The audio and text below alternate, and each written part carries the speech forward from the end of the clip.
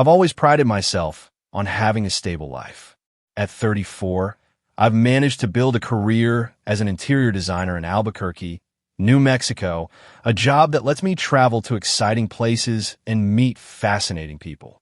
My wife, Sophia, is an expert physiotherapist at a rehabilitation clinic, and we've been happily married for 6 years. Everything seemed perfect. Our relationship was built on trust, good communication, and an easygoing understanding of one another's lives. We were partners in every sense of the word. Sophia was always there when I needed her, and I tried to do the same for her.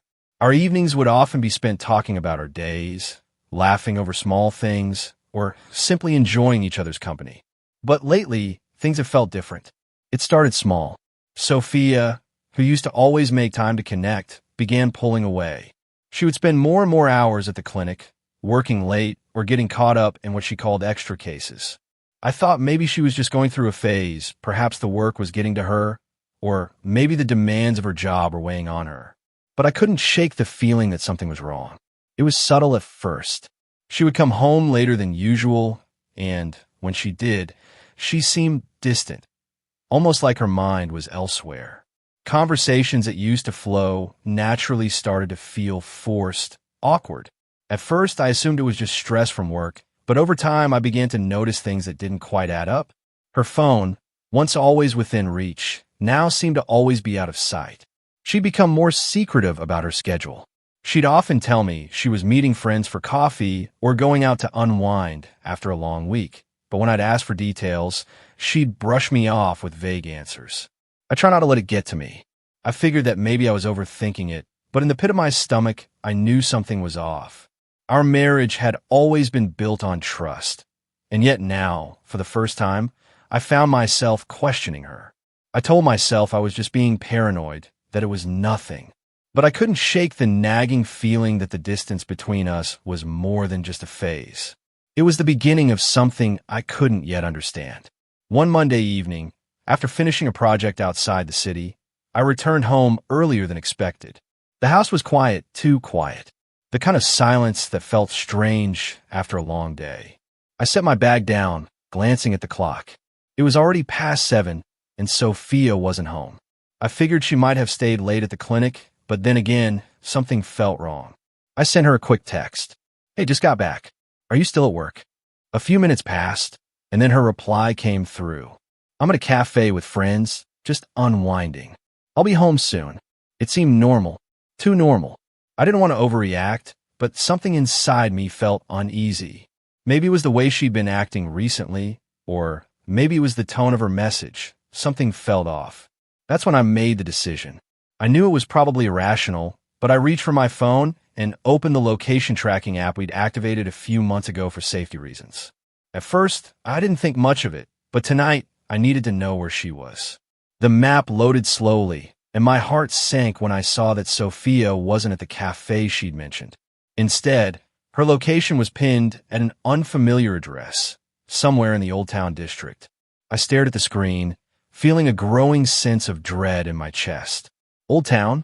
That was an area I didn't recognize, not somewhere I'd expect her to be, especially on a Monday night. I didn't know what to think.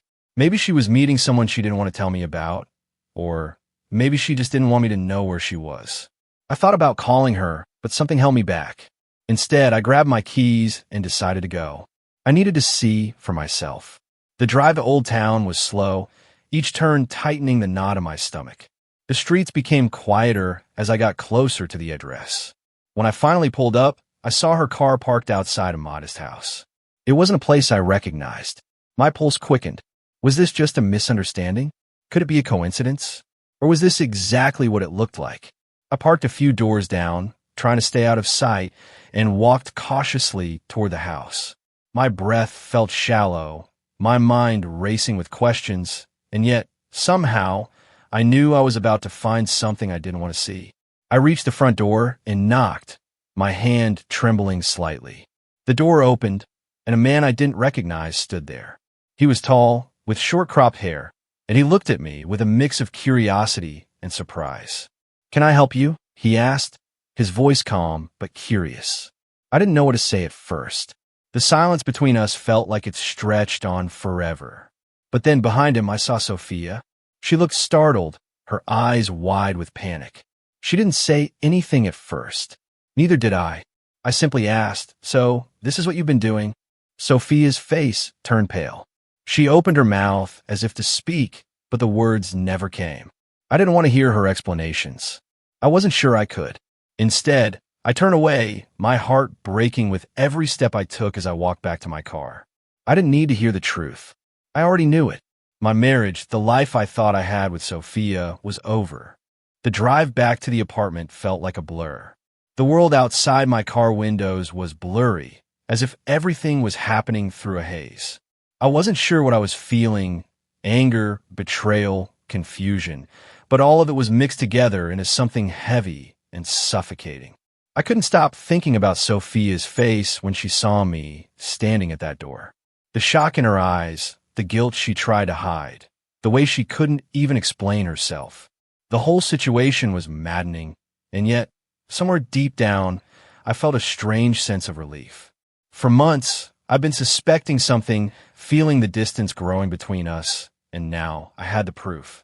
But it didn't make it hurt any less. The house I had found her at wasn't just some random place. It was too familiar, too intimate. And then there was Alex, the man who opened the door. He looked like someone who knew her, someone she trusted. I didn't know if I should be more angry at him or at her, but it didn't matter. I wasn't sure I could ever look at her the same way again. I arrived at my apartment, my new place, a little past midnight. I hadn't planned on staying here yet. I had just started moving things in after the divorce papers were filed, but I couldn't bring myself to stay in the house we once shared. The space felt wrong now, tainted by everything I had discovered. It was strange how quickly a place could go from feeling like home to a prison of memories. I sat down on the couch, not bothering to turn on the lights. The darkness around me felt fitting. I thought about the last few years, about how we had built our life together, and now it felt like it had all been a lie. The laughter, the moments of closeness, the trips we'd taken, all of it seemed like it belonged to someone else. How could I have been so blind? I needed to process everything, but the weight of it all was crushing. I kept thinking about Sophia. I kept thinking about how she had pulled away, how she had stopped being the person I fell in love with. I didn't know if I could ever forgive her. But then there were moments when I questioned myself. Had I missed the signs? Had I been too caught up in my work, too consumed with my own projects to notice how much she was changing? Or had I just chosen to ignore the little things? I wasn't sure, but I wasn't going to torture myself with questions I didn't have answers to. It was done now. The following day, I went through the motions of my new life, signing papers, moving more of my things, making the apartment feel like my own. But it wasn't just the physical act of moving that drained me. It was the emotional exhaustion. I hadn't realized how deeply the last few months had worn me down. Sophia had tried to reach me multiple times. Her messages filled my phone, each one more desperate than the last. "Will, I'm so sorry. Please, let me explain." But I couldn't bring myself to respond. What was there to explain? The truth was staring me in the face, and I wasn't sure I wanted to hear any more excuses. But then she called. The ring of my phone was sharp, cutting through the silence. I debated answering, but part of me felt like I needed to hear what she had to say. After a long pause, I picked it up. "Will, please," she said, her voice shaky. "I know I've messed up. I know I hurt you, but I need you to understand. There's more to this than you think. Please, just give me a chance to explain." Her words hit me like a wave. I wanted to hang up, to silence the voice that had once been so comforting to me. But instead, I found myself staying on the line, listening. I didn't know if it was hope or curiosity that kept me there. Maybe a part of me wanted to hear her side, but another part of me, maybe the wiser part, already knew that whatever she said wouldn't change anything. "I can't do this anymore, Sophia," I said, my voice sounding more composed than I felt. "I've heard enough. I need to move on." There was silence on the other end of the line. I could hear her breath hitch, the quiet realization that this was really happening. "Will, please don't." "I'm sorry," I interrupted. "But this is over." I hung up before she could say anything more. I didn't want to hear it.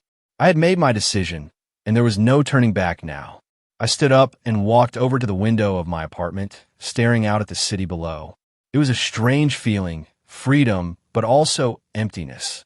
I knew that I would have to rebuild, that I would have to face the world without her by my side. But for the first time in a long while, I felt like I could breathe again. The hardest part was over. The decision had been made, and now it was just about moving forward. The days after my phone call with Sophia were a blur. I kept moving forward, focusing on the things I could control, my work, my new apartment, the projects that demanded my attention. But inside, I was a mess. Every time I walked past something that reminded me of her, our favorite coffee mug, the picture frames we'd picked out together, the places we had been, I felt like I was suffocating. It was all so familiar, yet it had become foreign to me. I didn't hear from Sophia for a few days, and for the first time, I didn't feel guilty. I didn't feel the need to check in on her. She had made her choices, and now, so had I. Still, part of me felt like I was in some kind of limbo, as if I hadn't fully processed what had happened, like I was stuck in a strange moment between the life I had and the one I was trying to build. Then, just as I was beginning to settle into the rhythm of my new life, I got a message from her. I know you're angry, and I understand why. But please, you need to know the truth. I owe you that much. I need to see you. I stared at the text, feeling a cold knot form in my stomach. For a brief moment, I considered ignoring it, telling myself that it was just another attempt to reel me back in. But then I remembered that feeling, being in the dark about something that should have been transparent. I needed to know, no matter how much it hurt. I agreed to meet her the next afternoon. The place we chose was a small park near my old office, neutral ground. I hadn't been back there since the separation, and now I was about to face her for the first time since that night. The weather was clear, but the air felt heavy as I walked to the bench where she was waiting. Sophia looked different. Her hair was a little more disheveled than usual, and there were dark circles under her eyes. She looked like she hadn't slept in days. "Will," she started, her voice shaky as she stood up. "I'm so sorry. I know I can't undo what I've done, but please just listen to me." I sat down without saying anything, my eyes fixed on the ground. I didn't want to hear her excuses, but I owed it to myself to hear her out. I wasn't sure what I expected, but part of me hoped for some kind of explanation that would make sense of everything. "I never meant to hurt you," she continued, her words barely above a whisper. "But I've been going through something. I don't know how to explain it, but I got lost. I didn't know how to handle everything that was going on in my life, and I made a mistake. I got involved with someone. It wasn't planned, and I didn't want it to happen. But it did." She paused, her eyes searching mine for some kind of understanding. I didn't respond, not because I didn't hear her, but because I didn't know what to say. I wasn't sure how to process the confession. The person I got involved with, his name is Alex. He's a colleague of mine from the clinic. It started innocently enough, but one thing led to another. She wiped her eyes quickly, trying to hold back tears. "I didn't want you to find out this way. I wanted to tell you sooner, but I didn't know how. I couldn't bring myself to hurt you." I leaned back on the bench, crossing my arms over my chest. I didn't feel anger rising in me. Instead, there was a cold numbness that seemed to take over, a deep sense of finality settling in my bones. "You didn't want me to find out?" I said, my voice surprisingly steady. "You didn't think I deserved the truth? You thought I wouldn't notice the way things were changing?" She opened her mouth to speak, but faltered. "I didn't want to lose you, Will. I didn't want to admit that I was doing something that was wrong. I didn't want to hurt you, but I did. And I'm sorry." Her apology hung in the air, but it felt empty. Apologies couldn't undo the lies, the deceit, the betrayal I felt. I stared at her for a long time, my thoughts scattered, but one thing remained clear. This wasn't the woman I had married. The person I thought I knew, the one who had shared so much of her life with me, was slipping away, and in her place, I was left with someone who had made choices that left me in the dark. "I don't know what to say," I replied, finally breaking the silence. "I don't know how to fix this, Sophia. I don't think I want to." Her face crumpled, and for the first time, I saw a real look of regret on her face. She reached for my hand, but I pulled away instinctively. There was no coming back from this. We had both changed, and no amount of explaining could change the reality of what had happened. "I can't do this anymore," I whispered, more to myself than to her. "I've already made my decision." Sophia's eyes filled with tears, but I couldn't comfort her. I couldn't go back to the way things were. I'd already let go, and for the first time in a long time, I felt a small but growing sense of peace inside me. I had taken the first step toward freedom. It's funny how life has a way of pushing you forward, even when you feel like you've hit a wall. After meeting with Sophia, everything felt final. I wasn't angry anymore, just exhausted. The truth had been laid out before me, and there was no more questioning it. There was no more wondering if I could fix things, no more hoping that somehow, some way, we could find our way back to each other. It was over, and I had to accept that. The weeks after that meeting passed in a blur. I signed the divorce papers, officially ending what had once been a hopeful and loving marriage. It felt surreal, like I was living someone else's life. There were moments when I second-guessed myself, wondering if I had made the right decision, but deep down I knew I had. It wasn't just about what Sophia had done. It was about the way I had started to lose myself in the process. I couldn't keep living in a relationship that no longer served me, no matter how much history or love we had shared. I moved into my new apartment, a small, modern space that felt fresh and untainted by the past. It was a blank canvas, just like the life I was trying to create for myself. The place had an open floor plan, lots of natural light, and a view of the city skyline. At first, it felt a bit empty, but over time, I began to make it my own. I filled it with the things that mattered to me: art, books, some plants, and I focused on my work. The design projects I had once loved were now my escape, my therapy. I poured myself into them, finding solace in the creativity that flowed from each new project. I spent more time reconnecting with old friends, people I had drifted away from when my life had become all about Sophia and our routine. They were supportive, but more than that, they reminded me of the person I had been before all of this, the adventurous, free-spirited guy who hadn't been so tied down by responsibilities. I found joy in those simple moments: laughter over drinks, late-night conversations, and spontaneous road trips. For the first time in a long while, I felt like myself again. One day, while I was out on a job in the city, I ran into someone I hadn't seen in years, Catherine, a former colleague from one of my early design gigs. She was with a group of friends at a coffee shop, and when she spotted me, she waved me over. We talked for a while, catching up on life, work, and everything in between. It felt good to be around people who didn't have any preconceived notions about who I was or what my life had been. For a brief moment, I wasn't William, the betrayed husband, but William, the guy who was just trying to figure things out. It was refreshing. "I'm glad to see you doing well," Catherine said as we said our goodbyes. "It's been too long. Let's catch up again soon." I smiled, grateful for the invitation. Maybe I wasn't ready for anything serious yet, but I was learning to open myself up again, to trust that life still had good things in store for me, even if it didn't look like I had imagined it would. Meanwhile, Sophia's attempts to reach me had become less frequent, and though I could feel the weight of her regret, I didn't feel the need to respond. Her calls and texts were filled with apologies, explanations, and pleas for another chance, but I had made my peace. I wasn't angry with her anymore. I just didn't have space for her in my life. I had learned that the hardest part wasn't the betrayal. It was realizing that sometimes the best thing you can do for yourself is walk away.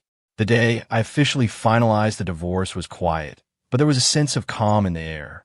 I had expected to feel some kind of overwhelming sadness or even relief, but instead, I felt free. There was no more weight on my shoulders, no more pretending that everything was okay when it wasn't. I could breathe again. It was around this time that I started to see the value in the small things. The morning coffee I could enjoy in peace, the walks through the park with no one else to answer to, the evenings spent quietly reading or listening to music. I wasn't alone. I was just learning to be with myself, to embrace the space I had once shared with someone else. I could already see the changes happening in me. I was beginning to take better care of myself, mentally and physically. I went to the gym regularly, something I hadn't done in years, and I spent more time focusing on my own goals. The passion I had for design started to return, and I realized that I had always loved it not just as a job, but as a way of expressing myself. The projects I worked on now had more meaning. They were no longer just about pleasing clients. but about creating spaces that resonated with my own growth. I was learning that the journey to finding peace wasn't a straight line, but a winding road. There were days when I missed the companionship, the connection that came with having someone to share life with, but I knew that I needed to heal first. I wasn't rushing into anything. I had the time, and more importantly, I had the space to rediscover who I was outside of the roles I had played in my past relationship. For the first time in a long time, I felt like I was exactly where I needed to be.